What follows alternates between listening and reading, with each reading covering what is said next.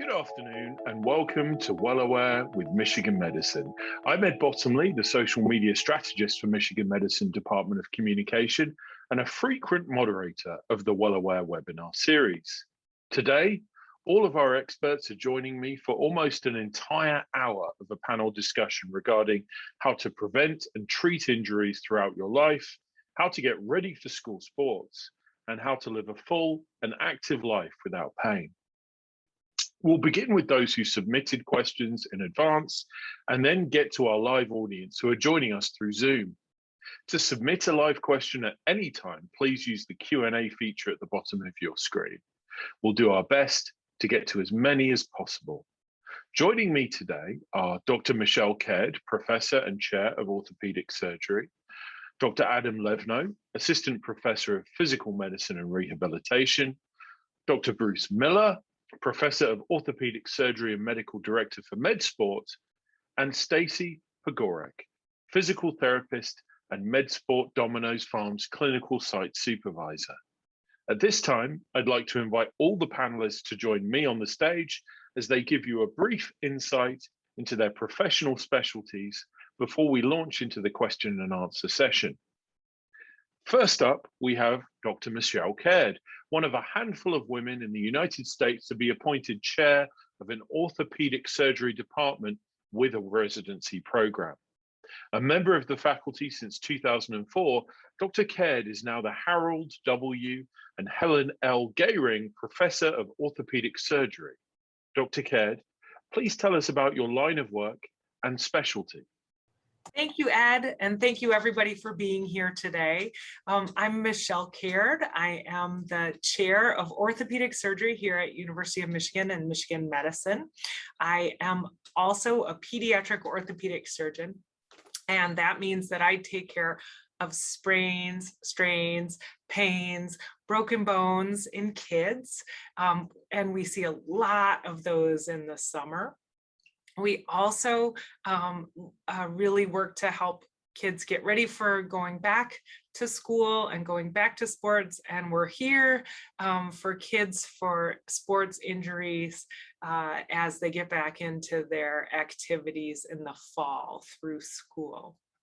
I studied engineering here at University of Michigan, and I've been here at the university in practice for 17 years. I'm very proud to lead the orthopedic department, which is a wonderful department. We have great researchers, wonderful clinicians, and really great residents, and we're proud to teach them. We're also very happy to be here today. And I will hand things over now to one of my colleagues, Bruce Miller. Hello, I'm Bruce Miller. I'm a professor of orthopedic surgery here at Michigan Medicine. My clinical practice focuses primarily on surgery of the shoulder and knee. The most common surgical procedures I would perform include rotator cuff repair surgery, shoulder replacement surgery, shoulder instability or labrum surgery, as well as ACL surgery of the knee. I also serve as medical director for MedSport. For those of you who don't know, MedSport is Michigan Medicine's sports medicine clinic.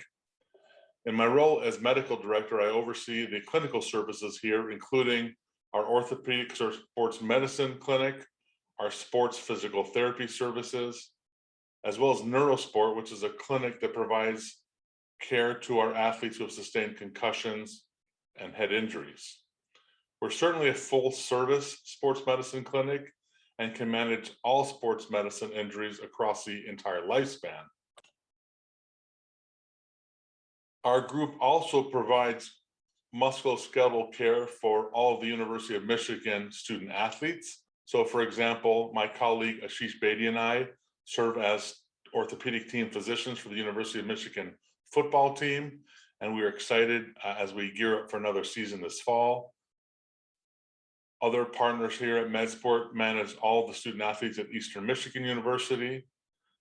And we also provide care for many of the local and regional high schools both as surgeons, but also as a component of our outreach program, in which many of our certified athletic trainers are embedded in the high schools. But truly our bread and butter of our practice, I would say, are our athletes, young and old, here in Ann Arbor and in the local community. We also have a very robust research program here at MedSport. For example, my research focuses on shoulder surgery, in particular, surgery of the rotator cuff and shoulder replacement surgery. My colleagues also study actively the ACL and ACL surgery and rehabilitation, cartilage injury to the knee, as well as arthroscopic surgery of the hip and the management of sports injuries to the hip. I thank you for joining our webinar, and I look forward to sharing my thoughts with you. And with this, I'd like to introduce the next speaker, Dr. Adam Levno. Hello, I'm Dr. Levno. I'm one of our University of Michigan physiatrists or physical medicine and rehab physicians, particularly specializing in sports medicine. I got to thank Dr. Miller for the introduction and to kind of explain a little bit about my specialty. We're kind of a unique specialty where we are kind of interwoven within a lot of different areas of the hospital. So some of my colleagues will do things working with spinal cord injury, stroke rehab, or even younger children working on certain pathologies such as cerebral palsy or spina bifida. But a lot of our specialty really focuses on function and structure and how we can get people back to their activities that they really enjoy. So many of us end up going into MSK or musculoskeletal pathology or working with spine care. And particularly myself, I went through a sports medicine fellowship and I work hand in hand with a lot of our orthopedic team, trying to help with the non-operative components.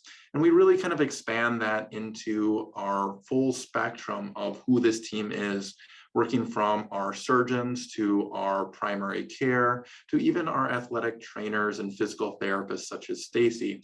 And I have the great honor of being able to introduce Stacy kind of coming up and having a chance to talk with us about how she's part of the team with us. Good afternoon, everybody. My name is Stacy Pagoric. I'm a physical therapist, an athletic trainer, and a certified strength and conditioning specialist. I'm board certified in sports physical therapy and also have my PhD in rehab sciences. I am part of the therapy team here at MedSport. I'm the supervisor at Domino's Farms. And the patients, as we've been talking about, that we typically work with are active individuals, often those who are involved in sport or some kind of high functional activity, anywhere from the young novice athlete to the college professional athlete, and then the weekend warrior, of course, anybody looking to get back into the game. Common diagnoses that I work with are a lot of knee and shoulder problems, so ligament injuries, meniscus injuries, muscle strains, rotator cuff problems, but we also see elbow, hip, ankle problems as well. Physical therapy, we're the people that help get you there. So when you have an injury and, the recommendation is, oh, you need to go do therapy, we are the people that help guide you step by step through the rehab process. We coach you along the way and help get you to your final goal. So I'm excited to be here today to answer some of your questions and to help share what we're doing in physical therapy and the great programs that we have to offer. So with that, I will hand it back to Ed, who is going to lead us into the Q&A portion of this event. Fantastic. Thank you all for those introductions. And like Stacey said, we're going to move on to the Q&A section. So thank you all for coming today. We're fortunate really to have a variety of specialists to provide their expert opinions and advice on these subjects. And we will now start to address the questions that have come in. I'd also like to note at this time that the presenters cannot give direct patient recommendations, but they can give general advice. So let's move on to our first question. I'm going to pass it to you, Dr. Caird, first off. When a person has a strain, sprain, or pain, what signals that seeking treatment from a doctor or physical therapist is appropriate? In other words, when is it time to seek help when pain is persistent?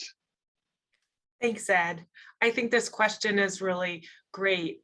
It highlights the really important teamwork of the team that you see here. So we always, whenever someone's had a musculoskeletal injury, there's a great group of folks ready to help. That includes sometimes athletic trainers, physical therapists, our sports medicine doctors who do not do surgery, and our sports surgeons and orthopedic surgeons as well. So we're the team together, and I think the first thing is you can't necessarily make a wrong choice about who to see, but the question is really about when to go see someone. And in general, if an ache or pain creeps up and becomes persistent, then we often recommend talking with your primary doctor about it if it is limiting activities or keeping kids from doing the things that they love. If there's been an injury, we can think of that a little bit differently. And often we use swelling, the ability, if you can't put weight on something, a lot of redness, those things to guide us. And if that happens and persists, I would say over an evening or something like that, we often encourage people to talk to their primary doctor, or if it looks really bad, or you've heard a pop, that you've heard a break, head to the emergency department or an urgent care. And I'm happy to hand it around too. Yeah, I was about to say the same thing. Does anyone else have anything to add to that? Looks like we can move to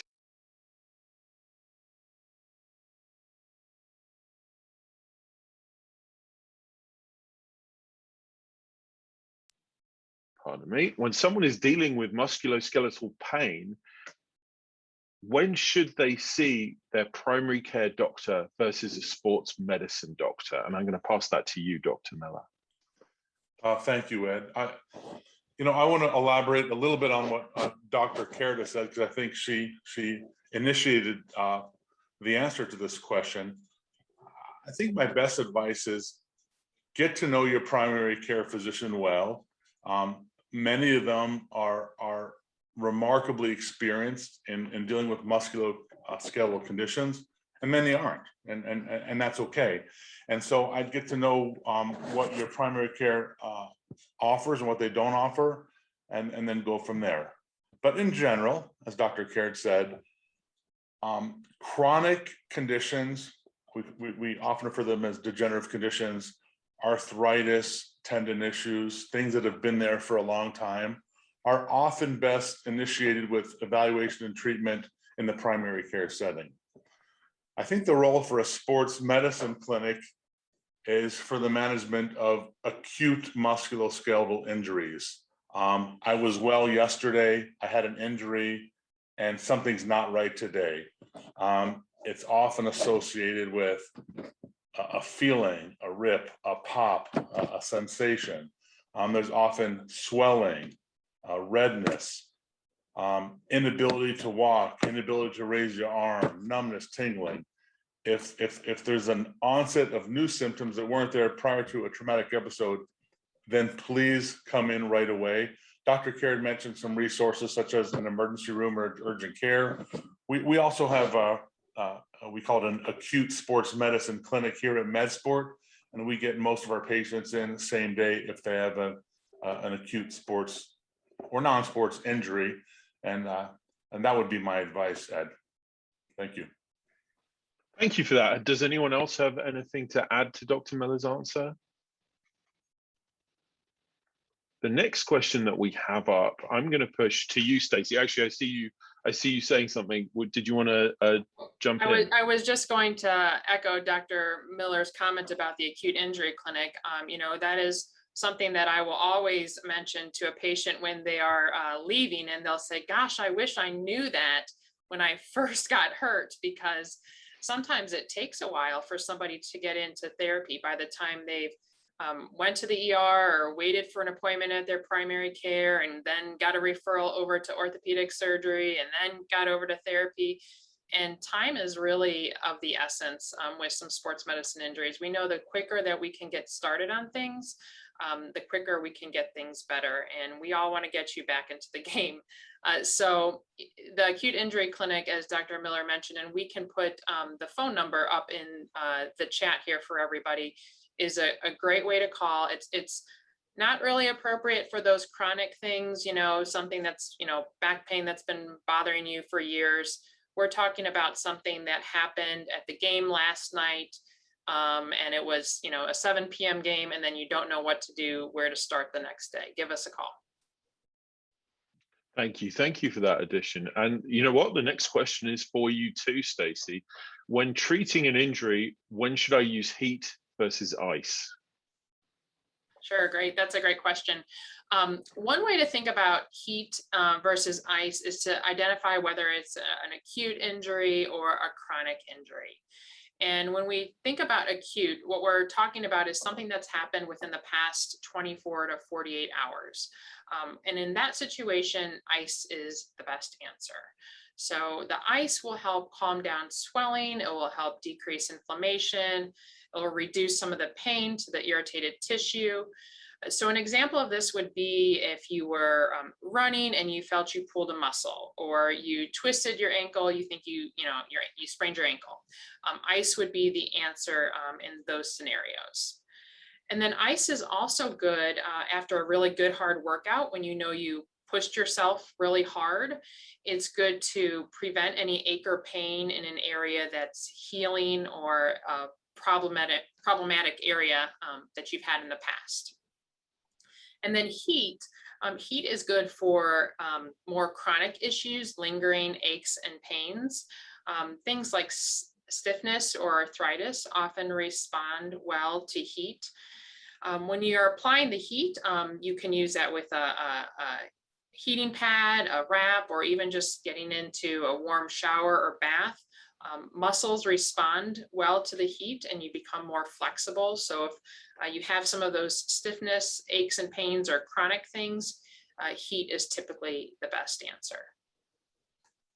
Thank you for that. Does anyone else have anything to add to that? We can move on to our next question. I'm going to push this one to you first, Dr. Levno. Is it better to completely rest a musculoskeletal injury until it is healed, or is it better to exercise as tolerable during the healing process? So a lot of that ends up becoming part of what injury is being treated. And that kind of goes back to if that was something that we saw originally with you and we're helping design a treatment plan. Because oftentimes with that treatment plan, we have kind of talked, be it from the orthopedic side, the athletic trainer side, or physical therapy, or even a non-operative side, working with you on that return to activity, be it return to sport, return to work, or even return to learn for our concussion patients when they are looking at getting back in. So many of the injuries, in my opinion, if you have a good sense of where you're at, what brought you in, and where you're at now, that progression, we can look at a slow kind of progression back, as long as we're keeping track of that kind of healing process. Are we making sure we're able to keep up to date with our home exercises that maybe were started with our physical therapy colleagues? And if you were at a higher end sport, we sometimes can let you play back at a high degree, but we got to make sure we're there to support you. So one of the greatest things I found at University of Michigan, we have outreach clinics at a lot of the different high schools where we have our athletic trainers, and they're there to be with you, and we can help guide you if need be for those. Are we at a good spot? But a lot of my patients that do come in, sometimes they are what I call my weekend warriors, those that maybe aren't in high level competition. Maybe they're doing marathons or triathlons. I give them a general rule of 30%. Be it 30% of your pain. If your pain goes up, let's say you're at a 2 or 3 and goes up by 30%, that's a little bit too much. We got to pull it back just a little bit. And that may be for the day or for that week. And that can be looking at the changes of your volume, of how much you're doing, or the intensity of what you're doing. But anytime, kind of like Dr. Miller said earlier, if there was a sudden change, if that pain suddenly became a sharper pain, more persistent, or just makes you feel uneasy, we ask you to reach out. Let us guide you. Let us be part of that team to get you back to what you love. Thank you. Thank you for that answer to quite a tricky question. Anyone else with anything to add to that? We can move on by the looks of things to our next question. I'm going to push this forward to Dr. Miller first. What can we as parents do to support the more anxious, worried high school athlete who may be oversensitive to aches and pains or is concerned about playing sports while wearing a mask? Thanks, Ed. So let's keep in mind that our young high school athletes face a lot of pressures, social, academic, athletic. And I think those pressures are magnified even more this year because for most of them, they've had a pause with COVID for the last year.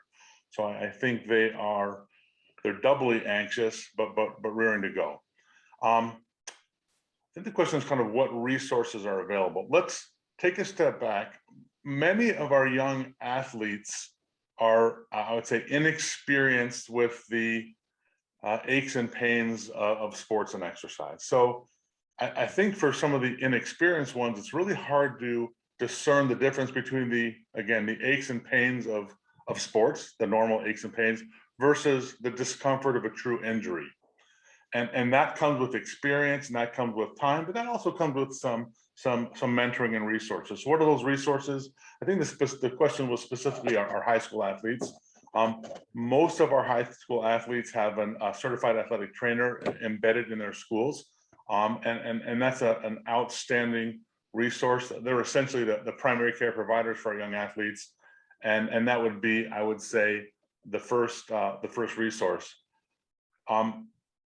Most coaches, especially at the high school level, are also educated in injury identification, initial injury management, and we have to assume that our coaches are also doing the right thing. And for the most part, I think they're outstanding.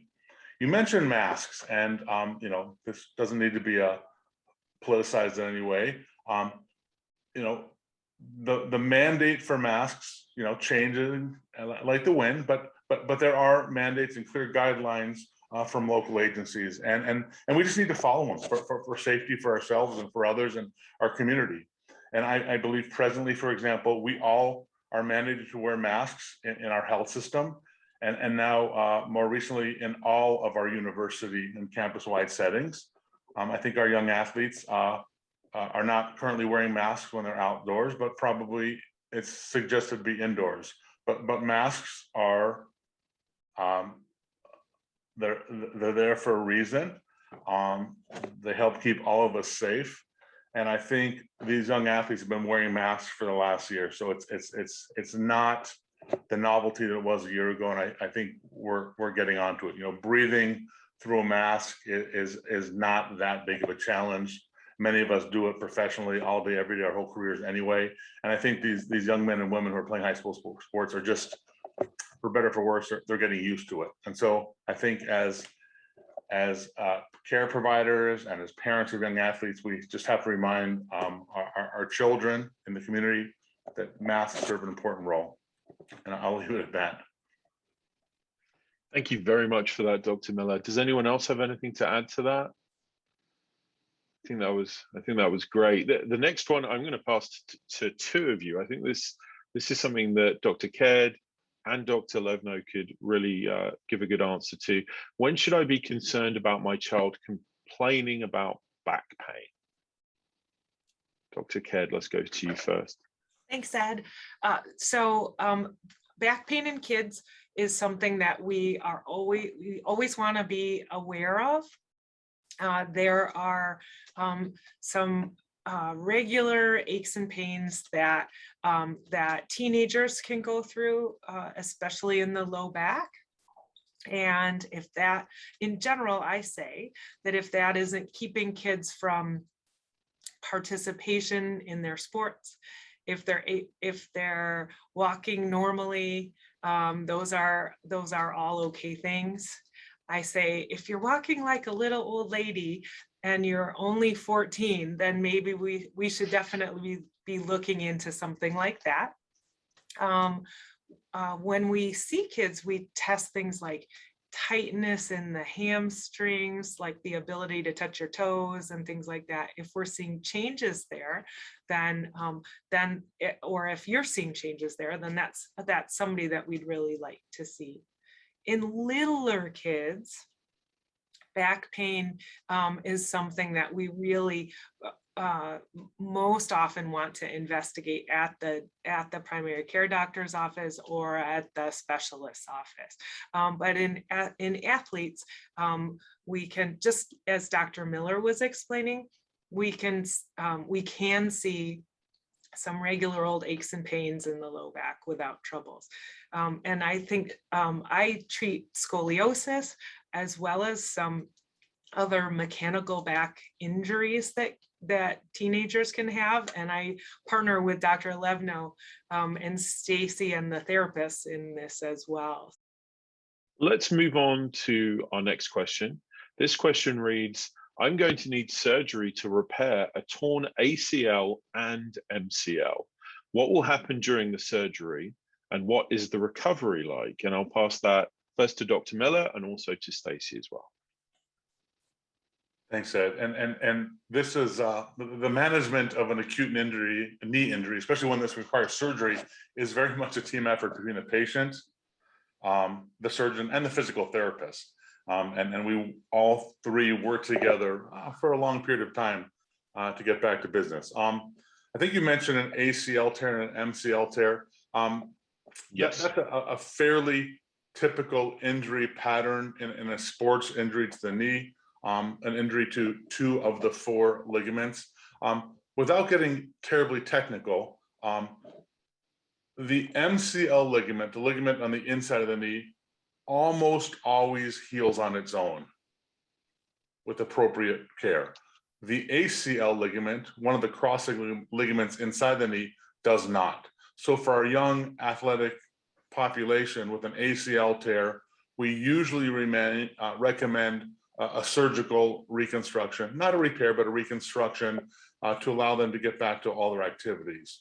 You need your ACL for jumping, landing, twisting, turning, any of those challenges of almost any sporting activity. So I'll take a step back. The MCL will heal on its own. So after an injury, there's normally a period of, we'll call it prehabilitation in anticipation of a surgery. So there may be a brace to help support that MCL as it heals. And there will be a good relationship with our physical therapist, Stacy, and her team to prepare the knee for surgery. So we don't jump into an ACL surgery until the knee is ready. It moves well, it's not swollen, it's not painful, the muscles have recovered. I mentioned ACL reconstruction and not repair because we don't simply sew up the torn tendon, we actually replace it or reconstruct it with a graft. We normally take a piece of tissue from the patient's own knee and we use that to rebuild the ligament. And the rest of the recovery is usually governed very closely by our physical therapy team. It's a long recovery on the order of many months, and everything requires close communication between our surgical team and our therapy team. And here at MedSport, we actually have the benefit of seeing all of our patients together, so the communication happens in real time. But we have clear protocols and we guide our patients safely before surgery, through surgery, and after surgery, and then back to sports. And then I think I'll turn it over to Stacy now, and she can talk about the physical therapy needs of the ACL MCL injury. Yes, great, thank you. So as you mentioned, each procedure is different, but we take that post-operative rehab very seriously, and we need you to as well as a patient. It's a time commitment, it's lengthy, and it's a lot of hard work. After an ACL injury, you could be looking at 9 to 12 months of rehab, and so you have to prepare yourself for that physically and mentally as well, to commit to the time to working with us and working out on your own as well. Generally speaking, after surgery, there's some kind of categories of exercises that we work on immediately. One of the things we work on, of course, is getting your pain under control and decreasing the swelling. But then we transition quickly into working on range of motion and strengthening exercises. After that immediate post-op phase, you do transition to more strength and conditioning exercises. And we want to make sure you have enough strength, power, and control before we progress you to the final phase of rehab, which is really cutting, agility, jumping, landing, that return to sport activity where the control is really important. So in therapy, we are, we're your coach through this, we're your cheerleader. We help guide you through which exercises you need to do. We push you when you don't want to do anymore, or you think you've given as much as you possibly can. And then we can celebrate with you when you do meet that goal. Thank you. Thank you both so much for that answer. My next question actually is for you as well, Stacey. And can I add one thing? Sorry. I want to add one yes, thing. Please do. Because Stacey and her team of rehabilitation specialists at MedSport have developed some very sophisticated testing that allow us to determine when it's best for our patients to return to sport. So normally, roughly around 7 months, they'll return for a very, I would say, vigorous session with our physical therapy colleagues, and we test strength, agility, speed, movement by video. And unfortunately, no one passes this test. It's not meant to be a pass-fail. It's meant to highlight deficiencies in strength or movement patterns. And it allows our physical therapy team to kind of fine-tune the last bit of physical therapy to help address some deficiencies and reduce the risk as our patients return to play. But I just highlight that because that is a product of a collaboration of surgeons, therapists, and a lot of research and data. And now it's a clinical product, and our patients benefit from it. So I just want to, that's an example of something that occurs during the course of recovery that's very much, scientific and evidence-based and collaborative, and it was born out of a lot of work of our team. So I just wanted to just mention that. Yeah, no, that's great. And so that test that Dr. Miller is mentioning is a comparative test where we look at side to side. We look at your good leg and compare that to your not so good leg, and we look for differences. We get some quantitative, some numbers out of this test, but we also look qualitatively at the quality of your movement, and that is key. So sometimes it's not just a matter of how high you can jump, how far you can jump, but we want to see what is happening with your knee when you do those movements, because that's where we can get at the nitty gritty of where the issue is and what we need to do to fix it. Thank you both for that. Thank you. That was fantastic. The next question, as I mentioned, I'm going to stay with you, Stacey. Sure. Are there good exercises or stretches for specific musculoskeletal issues like knee arthritis, or just to increase flexibility? Yeah, sure. So, stretching for things like knee arthritis are helpful because arthritis usually presents with stiffness. So for knee arthritis specifically, we're talking about stretching the muscles that are around the knee. So your quadriceps muscle, which is on the front side of your thigh, your hamstring muscle, which is on the back, and also your calf muscle can all have an influence on knee flexibility, particularly related to arthritis. Also doing a good warm-up prior to stretching is recommended. You'll get a better stretch when your muscles are warmed up. Generally speaking, we like to do dynamic stretching prior to an activity. Dynamic stretching is something where you are moving around and stretching at the same time. So if you knew you were going to go out for a run, you could do some of these stretches as you were moving, getting warmed up. And then static stretching is stretching that we'd recommend you doing at the end of your exercise. So static stretching is where you get into one position and you hold it for 20, 30 seconds or so.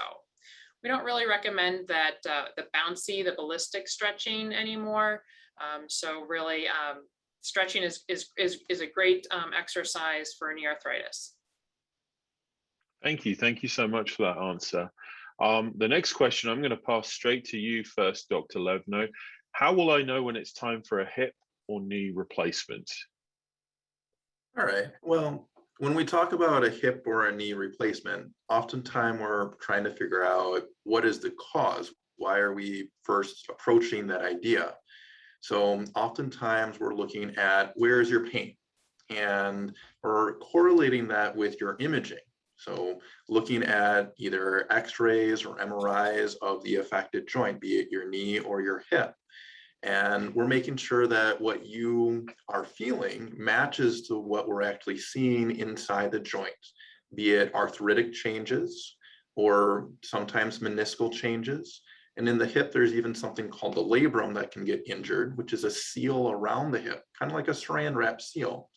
And when we have a correlation of those injuries, be it what you're seeing on the imaging and what you're feeling, now we're feeling comfortable. Okay, we know the cause of your pain. After that, we start looking at, have we been able to progress, or how far have we been able to progress with non-operative measures such as physical therapy, medications, maybe different injections, activity modifications, or ways to enhance the activity that you're already doing, and how far are we able to get with that? Now, after that, there's a couple other factors that we definitely want to kind of look at, and these are to help make sure we get good outcomes. We look at one is, first, do you want to have a knee or hip replacement? No one's going to come up to you and say, you have to have it. You could come up with the worst arthritis that I've ever seen, but as long as you can do what you say is your goals for every day, then we're doing well. Now, if you're being limited in your daily function, that begins where we want to make sure we can try to help you out. Because when we look at it, we have your pain and your function, and your pain's going up and your function's going down. Everything that we're doing is trying to decrease your pain and improve your function. It's kind of like a balance. And when that balance starts tipping too far, we're not able to overcome those barriers, or we're not able to do what you want in your day, then it's time to start thinking, all right, let's plan that next phase. Let's talk about a surgical approach. And we want to make sure you have a good outcome. So we're making sure we optimize your health with your primary care physicians, optimizing the muscle integrity with our physical therapy team, and talking with the surgeons. And we also, honestly, one of the biggest new things is we actually very much look at your height to weight ratio, something called your BMI, because that helps make sure that we decrease the risk of infection as much as possible. And any replacement that we do is going to last you as long as it can. Once again, get you back to what you want to do. So a lot of different factors, but many of them always come back to what is preventing you from doing what you want to do, and how can we mitigate that? Thank you. Thank you for that, Dr. Levno. Anyone else got anything to add? We can move on to our next question, which is one which is quite dear to my heart as a soccer player myself. And this question reads, my daughter plays soccer and rolls her ankle often while playing. What are suggestions to help prevent this from happening? And what type of protection can be used to support her while playing? And I'll push that to you, Dr. Caird. Thanks, Ed. I think that the ankle is always a little bit at risk in many of the activities that we do. So soccer and uneven ground, sports where you jump and the landing is a little uncertain, like in basketball where you might come down on somebody else's foot. In volleyball, there's a lot of places where we worry about ankles a little bit. We know that once you've had one ankle roll, one big stretch, that there can be a lot of changes that go on in the ankle. And really specifically, we rely on our nerves to give us really good feedback about where is my ankle in space. So if I'm running, do I have to think about my foot every time I take a step? Or am I safe and do I trust it? And when we have a pattern of rolling our ankles a lot, that connection can get stretched. Those nerves can get a little stretched, and we can start to lose that function. It's called proprioception, or sort of knowing where you are, where your joint or your foot is in space. And so it's really important that we keep those connections strong, and almost just as important is keeping the muscles and that control the ankle really strong.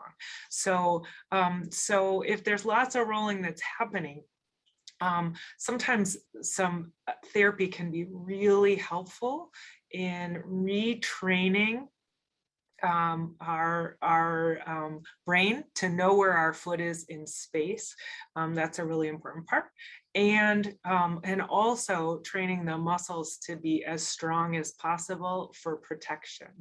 And then on top of that, there are a number of braces and taping and mechanisms that can be helpful, but we always try to make sure that we're keeping in mind that there's this balance between relying on the muscles and asking them to be strong, asking them to work for us, and relying on a brace, which might give the muscles some time off and not help keep strong.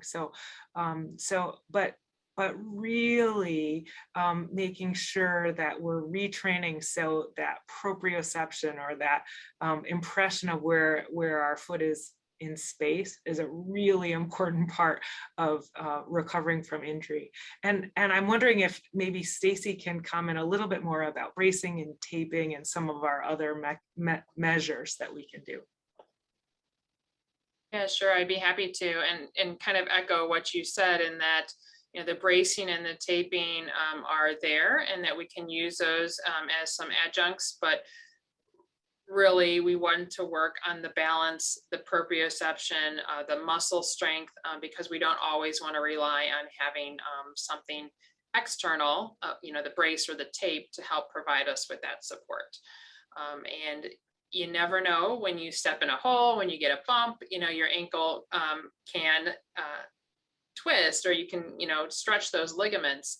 And so having that training, that balance training, really helps you prepare for that unpredictability. Yeah, thank you very much for that. I'm going to actually stay with you, Stacey, for the next question. What is runner's knee, and what is the appropriate self-management? Sure.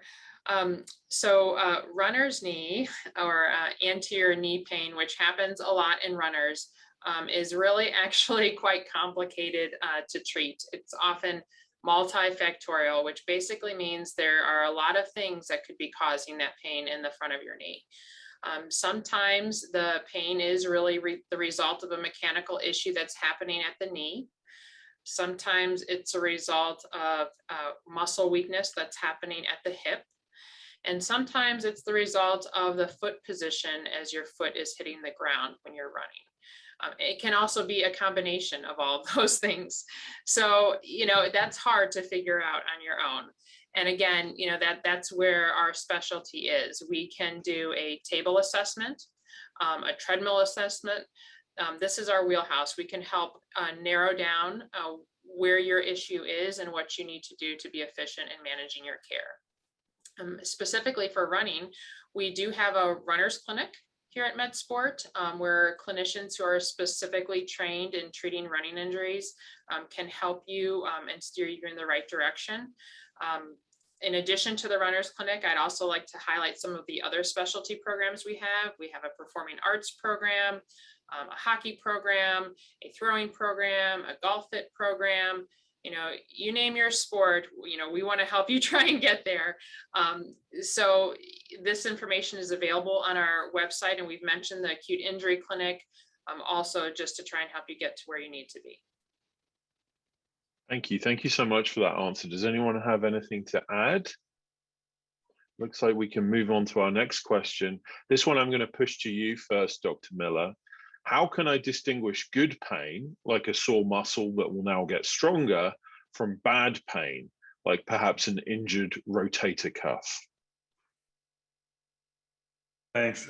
That's a challenging question. We may have touched on it a bit earlier in the session, but I like to think of, pain or discomfort as a result of either kind of a purposeful or intentional activity versus a accidental or unanticipated consequence of an activity. So, Ed, you mentioned soccer. If you're training for soccer and you go out for a vigorous run and you do it with purpose and you're a little bit sore the next day, probably okay. If you're getting ready for a championship game and you go that extra mile and you don't go more than you need to, and you feel the twins you've never felt before, and it lingers and lingers, probably not good pain. I think, this intentional exercise is often, especially when you're pushing the limits and trying to get some gains, it is often associated with discomfort, usually muscular discomfort, which resolves quickly. This kind of accidental, unanticipated traumatic pain, as we mentioned before, is usually associated with swelling, a sharper, more well-defined pain as opposed to soreness that really limits function or activity. And I think, with time and with experience, people that are active or exercise regularly can kind of discern between the two. Now, thankfully, most musculoskeletal discomfort or pain will improve over time, but I like to think of it as a result of an intentional activity versus a kind of unanticipated or traumatic episode. That would be my and you know what, Dr. Miller, I think you touched on this. You went towards this. How much of it is knowing your own body? You mentioned soccer. I know when I've put in a hard 90 minutes, I'm going to be sore, especially at 40 years of age. But I know after I've had a collision, wow, I haven't felt this before. Well, I think half of the battle is knowing your body and knowing your limits. The other half is preparedness, right? So you don't go into your soccer season not having trained. You don't, Absolutely. if I'm playing soccer, nor do our athletes.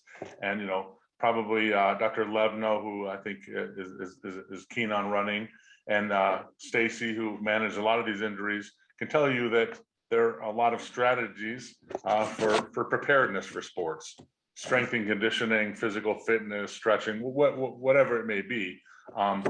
Preparedness is usually a very, very important component to sports health. Thank you very much for that. Anyone with anything to add? We can move on to a question I have for Dr. Levno. How can I prepare my child for returning to physical activity after taking break from team sports due to injury?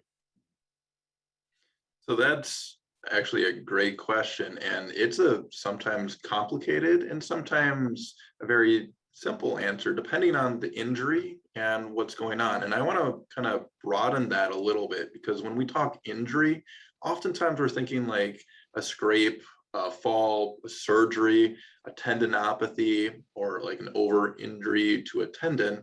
But we can also consider this to a broader sense to a medical injury as well. So returning to sport or activity after, let's say, an illness. There's different kind of criteria that we utilize. And at the start of like a season, that's why we really encourage people to go through their sports physical examination or talking with their primary care doctor to make sure they're healthy enough and where their baseline is. Because that allows us, when we start talking about returning to sport, are we optimized? Is our body ready? Do we have the ability to return at that high level? And then like Dr. Miller was saying, it kind of depends on what preparation our body's already had. So if we're in the beginning of the season, being able to come back to sport is very different than if we are, let's say, at the end of a year, or if you're a runner, maybe you're training for your local 5K, or maybe you're training for Boston. If you're 2 weeks away from the big race and you're just coming back, our approach is going to be very different. It's going to be looking at how can we get you through the race? Is it possible to get you through that race? For if we're in the middle of the year, we're looking at how can we build you back up? So oftentimes when we're returning back to physical activity, we're working with usually your athletic trainer or your physical therapist if we're in a high school or a collegiate sport. If we are kind of a weekend warrior or maybe doing more of an individual sport, we're looking at your own kind of training that you've done, and we review that with you. And we look at the idea, have we been able to get back to your baseline? Have we been able to get your agility? Have we been able to get your motion and your strength? Because if we don't have your motion and your strength, if we push you forward, let's say you're a tennis player and your agility moving side to side is going to be your limitation on returning, but you don't have the support in your leg to be able to make that motion, it's not quite time ready. We got to get a little bit more time with your athletic trainer or physical therapist, or double check what else could be going on. Because sometimes the original injury can hide a secondary injury that we got to help you overcome. So taking that moment, making sure we got full range, good strength, and then layering on sports specific or activity specific, be it work, like people working on assembly lines where it's repetitive motion, to those that are doing a single sport on their own or a competitive team-based sport. We want to make sure those kind of line up, and when you return, we got that team atmosphere to support you. Thank you so much for that answer there, Dr. Levno. Next question. I know we're coming towards close to the end of this, but I want to see how many we can squeeze in. This I'm going to pass first to Stacey, but also to Dr. Miller. What recommendations do you have for high school athletes to prevent ACL injuries? Sure, great question. Well, of course, I guess if we had the one magic answer to prevent them, we'd be doing pretty well. But there are some very well-designed and well-researched programs for ACL injury prevention. A lot of these programs have 4 main components. One component is flexibility, one is strength, one is balance and proprioception, and then the last is sort of the neuromuscular control, putting it all together with how you're moving and the biomechanical piece to that. A key factor in these programs is looking at the position of your knee with landing, with jumping, with cutting, and trying to get your knee in a position that does not stress the ACL. So there's certain positions that we know that will put the knee at increased risk, and we try to train your muscles and your movement patterns to avoid those positions. This is one of those things, again, that a skilled eye can pick up on. So it's not just a matter of doing X, Y, and Z exercises, but it's having somebody there who can coach you, who can tell you when you're doing it properly and when you're not doing it properly, and then help you perform the way you need to. Thank you, Stacey. Anything to add, Dr. Caird? Actually, Dr. Miller, sorry. Okay, so I think Stacey hit it on the head.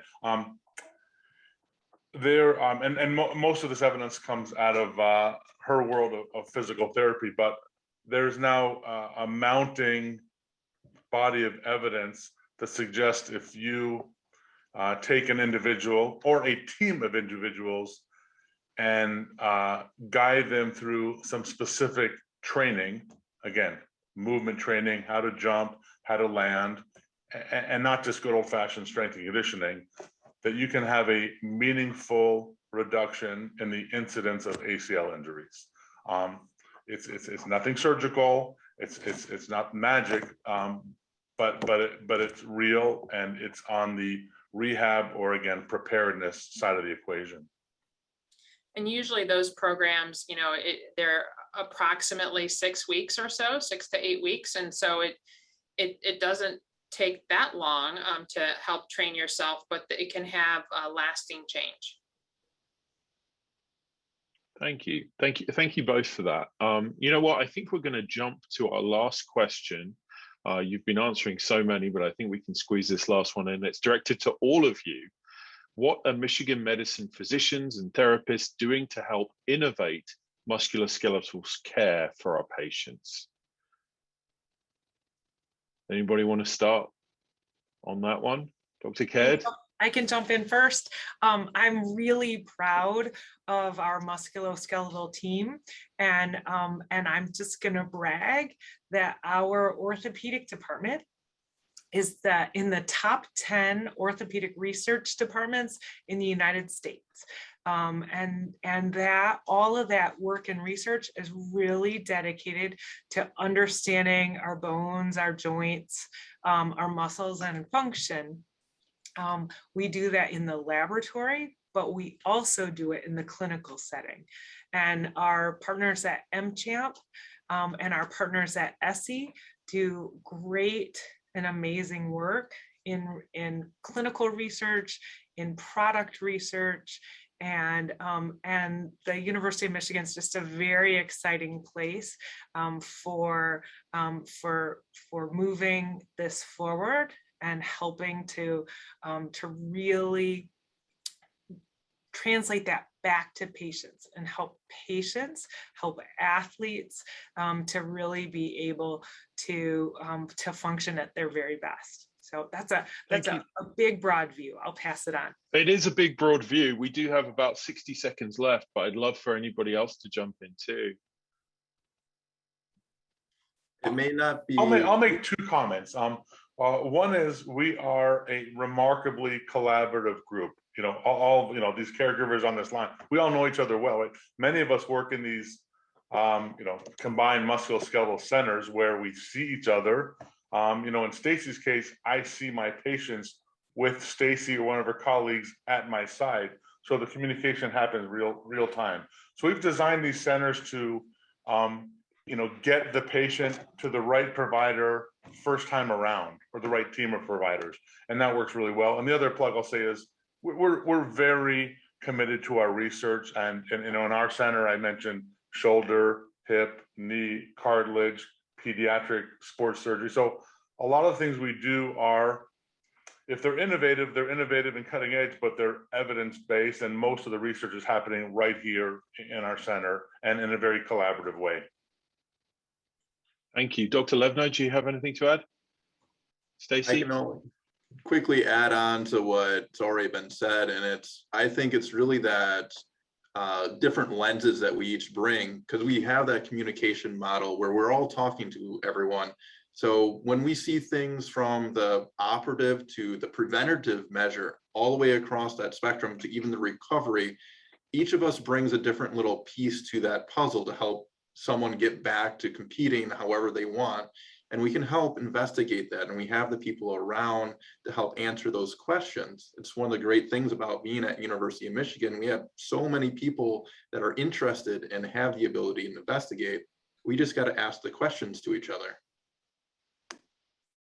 Thank you so much for that. Stacy, anything quickly? Yeah, sure. I will just add, the things that stand out to me is, number one, the team approach. As we've said, you're going to see, a breadth of clinicians all working together, collaborating on your care. Number two, the evidence-based medicine that we practice. And then number three, that we're dedicated to your clinical outcomes. So we are there to help you achieve your goals. Thank you. Thank you, all four of you. I feel very privileged to be able to talk to you today. Thank you to our viewers for tuning in. And without further ado, before we conclude today's webinar, I'd like to welcome Emily Godbold, Assistant Director for Michigan Medicine Development. Emily, over to you. Thank you, Ed, and thank you to all of our panelists for offering your valuable time and expertise this afternoon to help us lead full and active lives without pain. I also want to thank all of our attendees for your engagement and interest. Your questions were great. We had so many of them, and we tried to get through as many as we could. We hope you found this session informative and that you learned some things that might be applicable to your lives. As a reminder, a recording of this webinar will be sent in a follow-up email to those of you who registered, including a link to our Orthopedic Surgery Discovery Fund. We hope you will consider contributing to this effort as our faculty and staff work harder than ever to provide outstanding care and conduct innovative research into how to best treat musculoskeletal injuries and other conditions. Our next webinar in September will feature a discussion of women's health through the decades, so be on the lookout for the invitation to reach your inboxes in the next few weeks. In the meantime, please stay safe and healthy. Thank you all, and go Blue.